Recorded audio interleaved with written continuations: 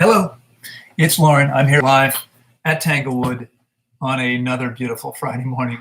I hope you're having a fantastic week and enjoying yourself. I am happy to take any questions you might have today. And let's see, we can talk about what's going on around here. We are super busy. Hello, Stephanie. Hello there. Good. How are you? I'm doing great. Let's see. What's the latest update on Las Cascadas? How did it go this week? So we signed, signed a contract this week, signed two contracts. One was for the creation of the association, which will take ownership of the land where we'll actually be building the community. And now we need to sit down again and sign the contracts for that. First we needed to set up the company, and now we can sign that contract, which I didn't want to sign last week because we didn't have that company set up yet. So now that that's been done, we'll go ahead and sign that contract, and that means that we'll probably have title within the week, maybe sooner. We also signed a contract for a parcel which we had already negotiated on. Last year when I was traveling, my assistant sort of screwed up and we missed an option payment on 3 contracts for 4 farms, which were actually key pieces. Fortunately, they want to work with us. They said no problem, and we sat down and renegotiated, and we actually are in better shape now because we would have needed to make some big payments this year, which we don't yet have the funds for. And they gave me 3 years now, 3 more years. So hopefully we can get it done before then, but we're actually in better shape. So all looks good. We're continuing to move forward. In fact, this week I have a consultant here, two consultants. It's really a consultant and his analyst are here together and for a week, working on putting together a package to help us get financing for the big project. So it's all very exciting. And there are now lots of comments and questions. So let me remind everybody, I'm going to go start working my way through these. It's going to be, what happens is we run out of time. If you want to ensure that your question gets answered, we made live a few weeks ago now, something called Super Chat, which allows you to make a donation, and I go right to your comment or question. So just so you know about that. Okay. In the meantime, I'll start at the top. Bakul, good morning to you. Hello, Marike. Nice to see you. Hi, Money. Nice to see you here. I'm glad you're here. Hello, Judy. I'm always glad to see you too. Glad you're with us. Nature Murphy. Did your parents really call you that? Just out of curiosity, your Skype fast, what if they lied and drank tap water? Would you be able to find out? No, not necessarily. I mean, it's not necessarily something that's going to show up in their numbers, but why would they do that? I mean, it doesn't, I can't imagine someone lying to me about that. If they say to me, look, that's all I have, I would say, well, it's a really bad idea. You need to find something else. But if that's what they're insisting on doing, then I probably wouldn't want to guide them through. I guess that's why they might want to lie, right? They need to understand. I mean, unless you're in a place like Denmark, and maybe a few other places in Scandinavia, where the tap water is actually pretty good.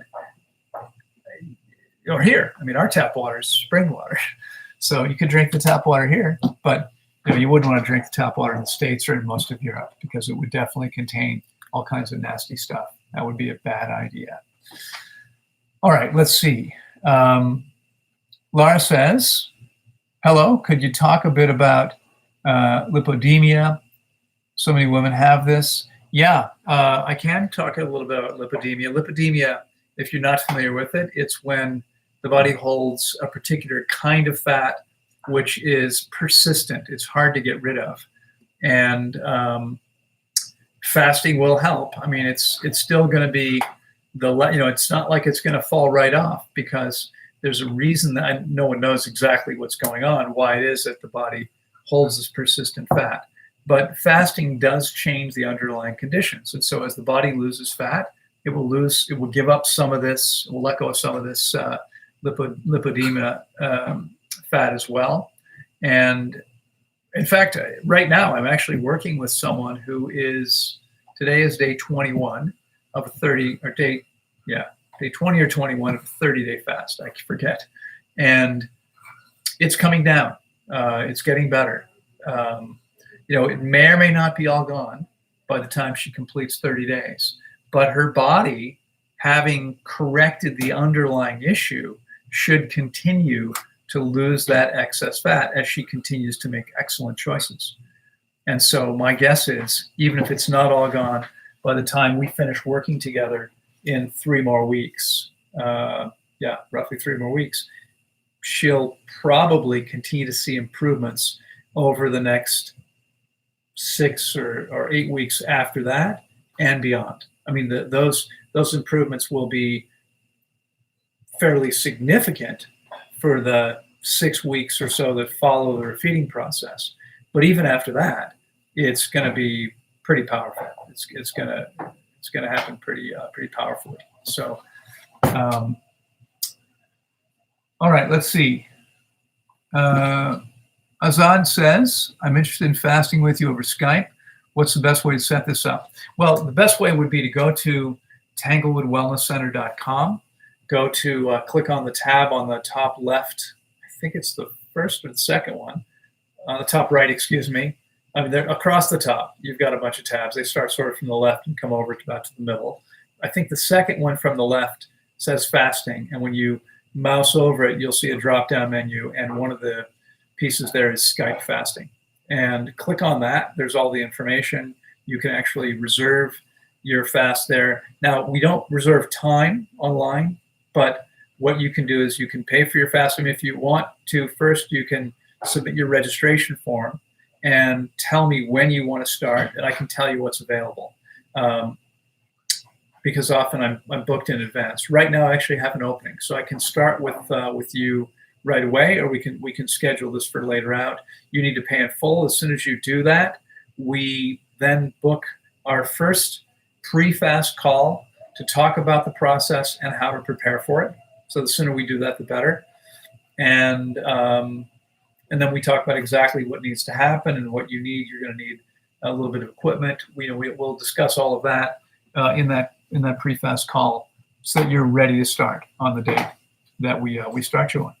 Okay, and I'll look forward to hearing from you and hopefully to seeing you soon. It's an amazing process, and of course, it's amazing if you can be here. But if for some reason traveling is difficult right now, this is the next best way to do it. Okay. Hello, Maggie. How are you? Can't wait for this awesomeness. Yes, we are so looking forward to seeing you. Now, you guys are coming to the festival, right, Maggie? I think you are. But if not, remember that we are currently offering a discount on lots. So I know you guys are interested, and you actually been interested in a couple, if I remember correctly.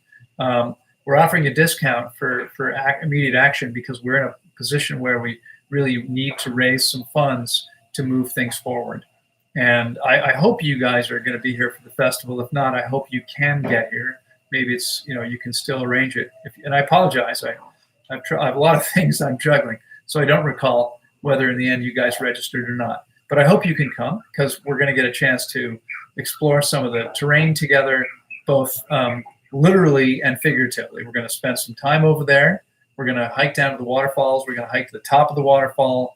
We're going to go look at the site where we're going to be developing the intentional community itself. That part of it we'll hike around, and then there's going to be tons of opportunities. We're going to set up at least 2 or 3 meetings for anyone interested in the community. I'll do a live presentation on it. We'll answer questions. We'll have a follow-up 2 days later. We'll probably do a third, for those people seriously interested in the community. And it's going to be a great time to explore this. And there's going to be probably, I think, 7 or 8 people here, maybe more, who are interested in or already invested in the community. And remember that the earlier you acquire your lot, you commit to your lot, you get to the top of the list in terms of choosing which one you want. So the first person gets the first one, and etc. So anyway, I hope to see you soon. There are lots of very cool things coming, that's for sure.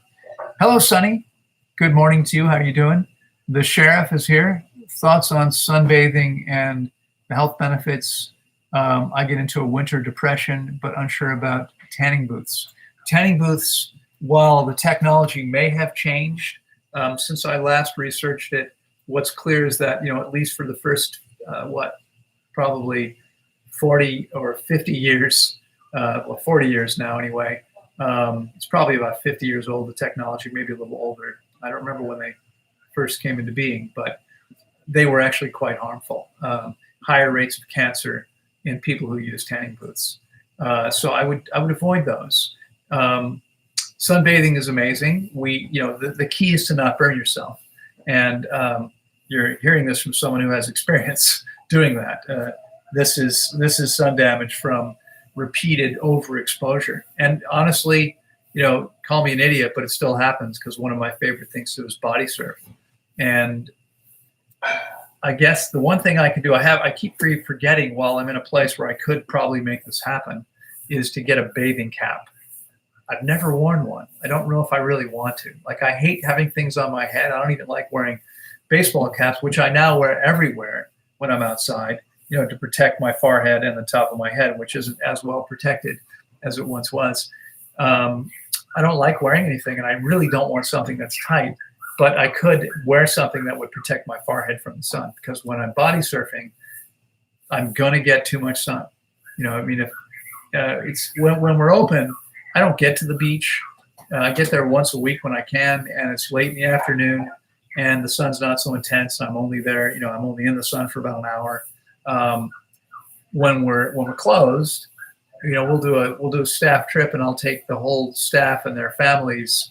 We'll rent a bus, and we'll bring everyone down with enough watermelons and pineapples and etc. Bananas, drinking water. We bring chairs and towels and straw mats, and we bring shade cloth and create some shade underneath the palm tree, so we have our nice big area to relax in. Toys, frisbees, etc. We'll be there for the whole day, and if there are waves, I'll be in the water most of that time. And I'm going to get burned, and I know it's going to happen. I'm going to do it anyway because I love doing it. Like, I'm not willing to stop doing it because of the potential danger. But it would be much smarter to stop burning myself. It's the only place that really burns much anymore. I mean, my skin is tan enough, and because of the clean diet, you don't burn as much. The problem is that I did so much previous damage here that it's never really fully recovered, my forehead.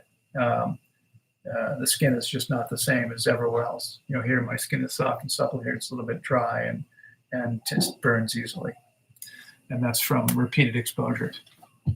So we need sun exposure on our skin, in our bare eyes. By the way, nearly 15 years living here in paradise, I don't own a pair of sunglasses. Okay, sunglasses are not healthy. You don't need them and shouldn't use them.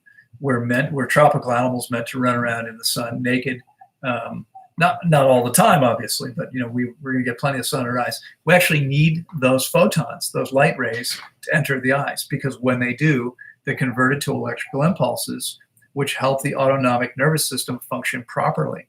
So without exposure, without having bare eyes exposed to sun, where our brains aren't going to work the way they should. When you wear sunglasses, you're also increasing the likelihood of burning your skin. Okay, you're more likely to burn because these are the windows. So you put dark glass, tinted glass over your eyes, or plastic, whatever it is. Your brain thinks it's dark outside, and your skin is not prepared for the sun. Okay, so much better to get rid of those sunglasses. If you still have them, you might need to wean off of them, but you're going to want to find a way to do that. Okay. Let's see. Cindy, hello there, Cindy. How are you? I have a ball of fat necrosis on thighs from BBL. Can water fast make it go away? Okay, BBL. I'm sorry, I'm drawing a blank. I don't know what that is. BBL. Let me do a quick search here. BBL.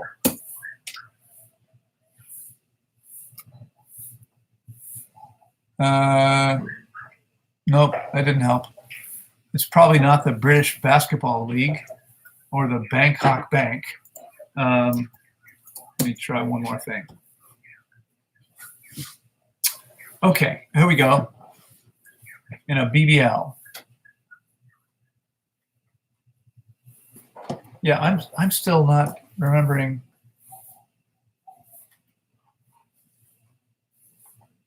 Brazilian butt lifts. Okay.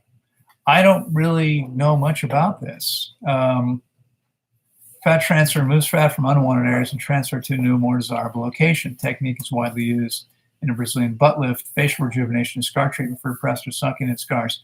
Okay. So, yeah. You know, I don't really know much about this, to be honest with you. But we have worked with people who've had, many people who've had various different procedures, including some of this. I mean, this makes perfect sense where someone's been in a bad accident and maybe has needed some fat transfer to help fill in so they don't look, damaged. Let me say, look okay again. I'm not really a big fan of most aesthetic treatments because I believe that there's more harm than benefit to them. But if you've already had the procedure, the question is recovery. And we've had pretty good success with these. The same is true with lipolysis. We know when they suck the fat out. I mean, the problem is that your body sets it up the way it does for a reason. And it doesn't seem to work so well when we start trying to manipulate that. And so you can do it, but there usually winds up being negative side effects of doing it. And so it's not something I'd recommend doing. I mean, the procedures, for those of you that haven't done it, for the person asking a question, if this has already happened, then yeah, I think you're likely to find that it's going to help dramatically. Will it completely resolve the problem? Not necessarily. I can't guarantee that. I wish I could. I wouldn't make that promise, but Cindy, it's probably the best thing you can do. It's the most likely thing to succeed. It's what I would do if I was in that situation. Okay, hope that's helpful to you. I just moved too fast. It's funny because when I click here on this little bar, it looks like there's not many comments because the bar is like the whole space. And then as soon as I start moving it, then it becomes a little tiny thing, and I can see there's a lot more comments than I thought there was. So now, for those of you, again, I'm just going to mention in case you weren't here earlier, if your comments are further down, there's a chance I won't be able to get to them. I've only got about 15 more minutes.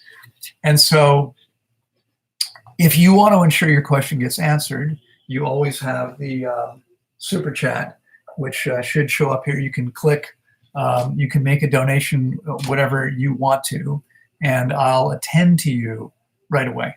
And that's, you help me be able to put my precious time into doing these live chats, and you get attention right away. Okay, Jackoff says, why do you want people to eat a salad every day after they've done a fast with you? And should we be eating salad every day 2 weeks before the fast?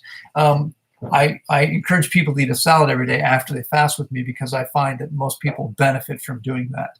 I don't know if it's the minerals in the salad. I don't know if it's I don't know what it is, because I believe that, as many experts have suggested, it's entirely possible we've only identified a relatively small percentage of the nutrients in our plant foods, but it appears that leaves, green leaves, have things that we need, right? Our closest primate relatives who love fruit and live on almost nothing but fruit when fruit's available will eat leaves every day. I mean, almost every day they're eating some leaves as well. So I find that most people can eventually give up eating daily salads. I myself, for years now, I probably average 3 salads a week. And sometimes right now, if you were here earlier, you saw Annetta walk through.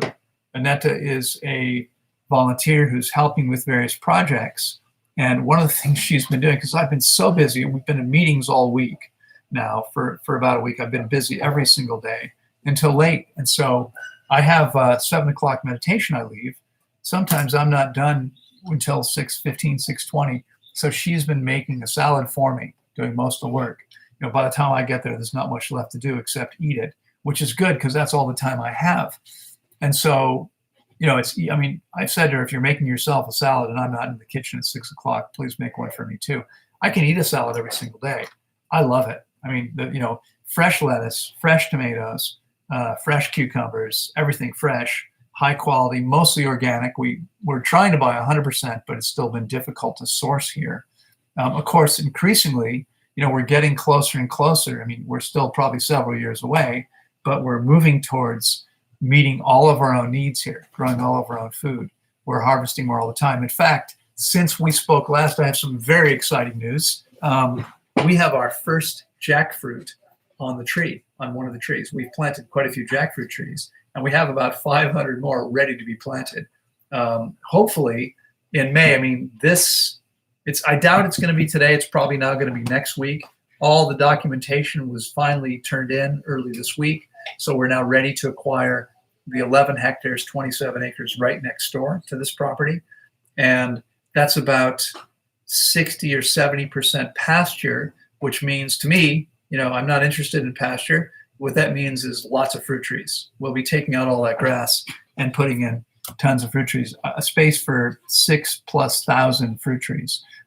So starting in May, when it starts raining, we've got probably at least 500 trees ready to plant, including jackfruits and mangoes and avocados and anonas and guanabanas and sapotes and probably a few other things.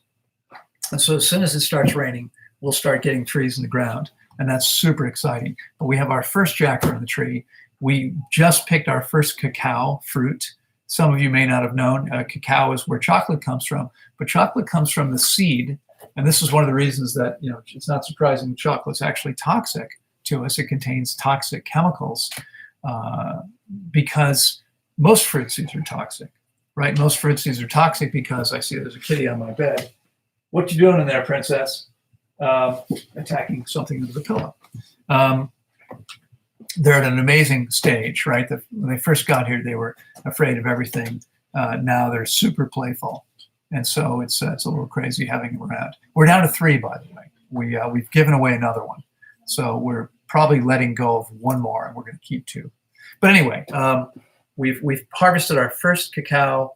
We have another one on one of the trees. We have tons of pineapples coming up now. We have harvested just in the last week probably 30 small granadas, which are amazing. If you're not familiar with them, I love them. We're still waiting for the Rollinia trees. Hopefully in this next year, we'll start harvesting Rollinias. And we have some other things that should be starting to fruit now. And it's super, super exciting to be harvesting so much for our own food. But anyway, I love the salads. They're fresh, they're amazing. And I could eat one every day. When I'm on my own, if it were up to me to make a salad, frankly, I'm lazy. So I just as soon take 2 papayas, cut them in half, and eat them with a spoon rather than go to the work of preparing a salad. And my body is perfectly fine if I have salad every 2, 3, 4 days. But that's why. All right, we have a donation here from Terry. Hello, Terry. Good to see you. Thank you very, very much for your generous $20 donation. I really appreciate that. It's very generous, and I'm really appreciative because it actually makes it feasible for me to keep doing this. Have you ever heard of anyone being forced to stop due to getting a salty taste or feeling that they have a mouthful of salt or urine? And the more water they drink, the more unbearable it becomes. What is that? Well, when you say being forced to stop, we have a lot of people here who experience excessive salty saliva. And we actually have cups, little plastic cups with a snap-on lid. They're dark colors, so you can't really see through them. They're not clear. And those are specifically made for people to spit that saliva into. because it's so common that this happens. I would never encourage anyone to stop fasting because of it. And we've never had anyone stop fasting because of it, at least not that I know of. I mean, people stop fasting sometimes for various reasons. Maybe they're not telling me what's really going on, but no one's ever said that's the reason why. There's no reason to stop. This is the body excreting something through the mouth, and that's perfectly fine. It could well be excessive salt. It could be that the body is scavenging some of these mineral salts that have been stored in the body to protect the body, and the body's now able to get rid of. And so it's getting rid of it through this channel, and we taste it, and it doesn't taste very good, and it's a bit of a nuisance, but there's no harm. It's not dangerous, and it's perfectly fine to keep fasting. Again, I mean, most of you already know this, and Terry, I'm sure you do, because I know you've been with me now for years. Personally, I would, and like most people that I think really understand and have experience with fasting, I wouldn't ever encourage anyone to fast on their own, because it's just too challenging. I mean, to really do it right, you have to really have a lot of experience and know what's going on. Here's a good example. Someone who has experience with fasting and this comes up, they still may not really know what to do. Is this okay? Is it not okay? Even if they keep going, if they're worried, how much benefit is there to the process? I'll tell a story I've told many times before, but years and years ago, we were still located in our first location, just outside, a mile and a half across the Washington, D.C. line in Montgomery County, Maryland. That's where we started 23 years ago. I got a call one day from a guy who would come to our potlucks, and he came to some of my lectures and my classes, but he had never fasted, and he didn't feel like he could afford to fast with me. So he decided, after hearing me speak for 2 years, that he was going to fast on his own. And so one day I get a call from him, and he says, Loren, I can't remember his name, but he says, Loren, it's John. And he said, I'm on my 10th day of my fast. I'm fasting at home by myself, and it's day 10, and I've got all these symptoms, and I'm not sure if it's okay or not. Like, I don't know. And so I said, and he lived maybe half an hour away, and I'd known him for a couple of years. And I said, as I said, he would come pretty regularly to classes and lectures, and as a paid attendee. And so I said, listen, I've got some time. I'll get in my car and I'll come to your house. Right. So I drove over to his house. It was only 20 minutes away. And I brought my tools to take his vital signs and check his temperature and see what's going on. But I walk into his bedroom, and he is lying on the bed like this, like he's paralyzed. He's lying down, unmoving, and he's paralyzed with fear. And you can see from his face, he's petrified because he doesn't know if what's happening is okay or not. Like, is he in danger? He has no idea. And this is the problem. There are some people who have no fear and they'll just keep going until they kill themselves. There are people who do like ridiculous things because they don't know any better. Maybe they should be afraid, but it's really, really useful to have experienced guidance, and everybody has much better results when they do. So far in my experiences, everybody has much better results when they do. So I hope that helps, Terry. All right, let's see where we were. Bakul says, how should strength building be combined with fasting? Combined with fasting. How should strength building be combined with fasting? Well, fasting is a great way to build psychological strength, but physical strength, it should not be combined with fasting. Not if you're talking about an extended therapeutic fast. Now, if you're talking about, if the idea is strength building and you want to know what can you do, then what you can do is intermittent fasting, right? Again, I hate that name. It seems so silly to me to call something that's less than even 1 day a fast, but technically it's a fast. It's a short fast. So, what I'd recommend doing is giving yourself the smallest feeding window possible. So in my case, most of my most days over the last 27 years, I've eaten all my food within a 4-hour window. There are some exceptions to that. There are days where, for whatever reason, whether it's a social event that's late or a farmer's market that's early and someone offers me a taste of some amazing produce, I'm not going to say no just because I'm normally fasting. It's not going to hurt me to have a little bit of something. But generally speaking, I have my first meal at 2 or 3 in the afternoon. I have my second meal at 6 or 7 in the evening, and that's it. I'm done. And that long fasting window of, let's say, 18 to 20 hours means that before my first meal of the day, I'm 18 to 20 hours fasted. I've got fairly high rates of human growth hormone. That means that when I exercise, I build muscle more easily, faster. Okay, so that's how I would combine fasting with muscle building. In terms of therapeutic fasting, should be resting as completely as possible and not worrying about muscle building. What will happen with a therapeutic fast is that after completing a fast, your body is so much more efficient than it's been in a long, long time. You are going to build muscle more easily than ever, most people. Okay, so that's really all one needs to do. All right, let's see. Dick says, me know you've said that you don't get much sleep, so how many hours do you sleep? And when you wake up, are you feeling groggy and hard to wake up? So it varies. Yeah, I mean, unfortunately, and there are people who have ridiculed me because I keep talking about doing better with this. And the problem is I'm like way overcommitted, right? I'm working on a book. I'm working on another book. I'm working on this giant project. We've dramatically expanded here in the last 7 years. It's been quite a project. I try to comment on all my YouTube videos and have a hard time doing that, but I do my best. There's just more than I can do in 24 hours. And so I often wind up not going to sleep, not going to bed until 11 or 12. And I wake up at 5 every day. So I get usually 5 or 6 hours. I try not to get less than 5. But there are days, I mean, really, I prefer to have at least 7. But honestly, it's pretty rare that I consistently get that much. I find I wake up perfectly energetic, perfectly energized. It's never hard to wake up. I jump out of bed and am ready to go. It's no problem. I still have tons of energy. But I know I do best getting more sleep. And, I know that everyone does best getting more sleep because I suspect maybe I have a slight advantage over some people because I have fasted so often and have maintained such a clean diet for so long that maybe my body can get by with just a little bit less. For many of you here with me right now, you probably really need to be getting 8 hours of sleep every night.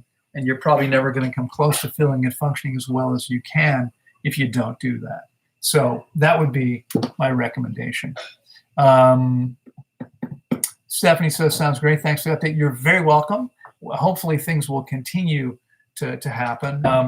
Just a reminder, again, Stephanie is commenting on my response to her questions about the community. Stephanie will be joining the community and so is interested in knowing what's happening there. We have a lot of cool things happening. We do need to raise some money. That means 2 things, at least 2 things, maybe 3 things. One, there's still an opportunity, and I don't know how much longer we can do this, but if you register, if you're planning to come here to fast and you can register now and pay in full, you can get a 10% discount. If you register for more than one fast, for a fast, let's say in the next year, and then maybe one down the road, you can have up to 3 years to get here, or maybe for somebody else that hasn't already been here. And you can save 15%. You can you can purchase a lot now with a 20% discount.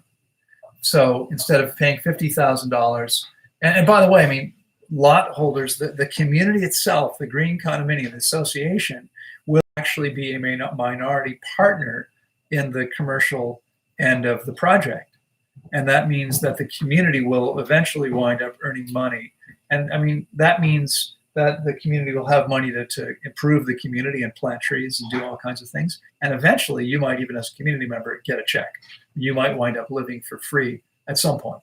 The earlier you get in, the more likely to be the case, because that might change at some point.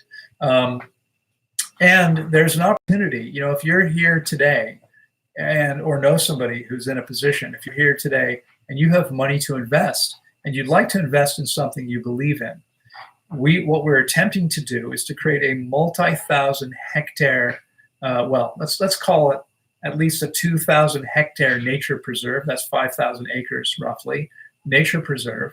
It's a spectacular site. If you haven't heard me talk about this, we have 15 or 16 waterfalls. There may be more. That's the ones we know of in the project. It's incredible. The land is spectacular. We're going to create an organic fruit farm with as many varieties of fruit as possible. There's going to be a spectacular botanical garden with amazing views. There's going to be an event venue there. If you want to get married and do a raw vegan wedding, we'll have this spectacular place in Costa Rica. You can do it with incredible views. Where we're growing all of our own food, so imagine amazing food. There'll be raw vegan restaurants. There'll be shops and art galleries, and there'll be musical venues. It's all about supporting us people, the community and everyone, the greater community, in maximizing our potential, in living as gently on the planet as possible and becoming everything we're capable of being. And so there's an opportunity here. And if you can make something happen now, you can actually help us move it forward and become a founding member of the community. And I promise you, it's going to be just incredible. By the way, if you like adventure sports, there's going to be zip lines, and we've got some pretty cool things, because from the top of the botanical garden to the bottom of the waterfall, we've got like 400 of elevation change in a relatively small area. That means there could be some pretty exciting things happening with zip lines. There'll be a high adventure park. There'll be rock climbing. There'll be mountain biking. There'll be a BMX biking. We'll probably do a skate park. There'll be some very, very cool things happening in the project, and opportunities for you to come and actually run a business here. Have ownership in something that generates you an income in paradise. And I mean, live the dream. It's going to be amazing. All right, let's see. Where were we? Okay, Mani says, can I cure my polycystic ovarian syndrome with fasting, hormonal imbalance? Well, let me answer it this way, because I can't guarantee anybody heals from anything, right? I mean, we've taken more than roughly 400 hypertensive clients now through fast averaging 21 days or more, and have seen nearly 100% success. I mean, the one guy that did not have his blood pressure drop below normal went from 172 to 126. That's an amazing drop, and he went from being a guaranteed heart attack or stroke to having almost no risk at his age, and it would continue down. That's what happened during the process itself. So if you come to me with hypertension, I can virtually guarantee you're going to eliminate it. With type 2 diabetes, we have 100% success. Come to me with type 2 diabetes, there's an exceptionally high chance you're going to be able to eliminate it. But with polycystic ovaries, in most cases, you can eliminate those cysts, but each case is different. And so I can't offer a guarantee. I can guarantee you that if you're coachable and do what you need to, you're going to become healthier than you've ever become before. Amazing things are going to happen. It's going to be incredible for you. I see I need to get going here, and we have 2 donations. So let me go to the first one that came up. Zbubs says, do you have any comment to people without an appendix and to people with a spread of 130/70? Okay, so people without an appendix, we've never had a problem fasting people without an appendix. The body is amazing in its ability to adapt to various different circumstances, and so you can do perfectly well and still create an amazing level of health without an appendix. That shouldn't really be a problem, Z-Bubs. People with a spread of 130/70. So the question here is regarding the spread in the blood pressure. The systolic pressure 130, diastolic is 70. What this means is when the heart is beating, the pressure in the artery, it's measured here, is 130 millimeters of mercury. That's 13 centimeters, which is roughly 5-6 inches, right? Something like that. 15 centimeters is 6 inches. So it's more like 5, just over 5 inches. In the old sphygmometers that measure blood pressure used a glass tube of mercury. And so that's what this refers to. That's 130 when the heart is beating, 70 when the heart is at rest between beats. So that difference at 130 should be roughly 53 points. And here we've got a difference of 60 points. That's okay. There's really nothing to worry about. It suggests that there might be something happening in the cardiovascular system where the body isn't able to manage it where it should be. And so it's a little high, but nothing to worry about. It's okay. Now, 130 points of systolic pressure is too high. It's not optimal. I believe it should be between 90 and 110. And so, it does mean that pressure is too high. This is likely because of atherosclerosis, plaque in the arteries, and fasting 21 days or more would remove that plaque so that the blood pressure would drop into a healthy range with a healthy spread. So, someone at 130 over 70 is not in danger. It's okay. The spread is okay. The pressure is too high. They can become much healthier in virtually every regard by fasting 4 to 6 weeks. 4 to 6 weeks process. 21 to 30 days is what would work in this circumstance, would probably be sufficient for most people. Okay, hope that helps. Z-Bubs, thanks again for the donation. I really appreciate that. So now I thought there was a second donation here. Now I don't see it. I'm going to scroll down. I don't want to miss it if that person did in fact donate. Looks like, yes, I see. And it looks like Sherry has made a donation as well. So Sherry, let me come back to you. Power Drummer, thank you so much. I appreciate your donation. Power Drummer is asking, can raw mushrooms and celery be part of an optimal raw vegan diet? Well, no. I mean, technically, an optimal raw vegan diet is a diet that's made up of only optimal foods. And I don't think that either celery or mushrooms qualify. All mushrooms are at least slightly toxic when they're raw. I wouldn't eat them cooked, but eating them raw means that there's some toxicity. The body can handle small amounts of toxicity, but I wouldn't call it optimal. So, and celery, not toxic, just very fibrous and difficult for the body to digest particularly well. Having said that, I personally, I think one can be incredibly healthy still occasionally eating mushrooms or celery. I don't remember the last time I had either mushrooms or celery, but both of them are things I would be willing to consume from time to time in a salad, in a prepared raw vegan dish, something like that. It's perfectly fine. I eat mono fruit meals and or simple green salads 355 days a year, maybe 10 days a year. I'll do something that's a bit of a compromise. That's perfectly fine. No reason to worry about that. Okay? No problem at all. I hope that helps. Sherry, I'm going to see if I can find your question. No, I don't. So there it is. Did you ask a question? You didn't ask a question. You just made a donation, and that's incredibly generous. You're giving without asking for anything. Thank you so much. I truly appreciate it. Folks, I need to get going. I've got a lecture here in just a few minutes and a couple things I need to do first. And so let me just say it's a pleasure to be with you. I hope you have a fantastic weekend. If you're interested in the community, if you're interested in the investment opportunity, becoming part of this larger project, email me. You can probably the best way is not to message me here, but to send me an email to Loren at tanglewoodwellnesscenter.com. Or if we're friends on Facebook, send me a message there. That's fine too. I'll look forward to hearing from you. I'll look forward to seeing you all again soon. Remember, Fruit Festival's coming up soon. Prices are about to go up. It's now only 3 weeks away. It's going to be an amazing experience. It was every other year. This is our 4th one. Don't miss this. If you can get here, you should get here. All right? Take care. Look forward to seeing you again. Bye-bye.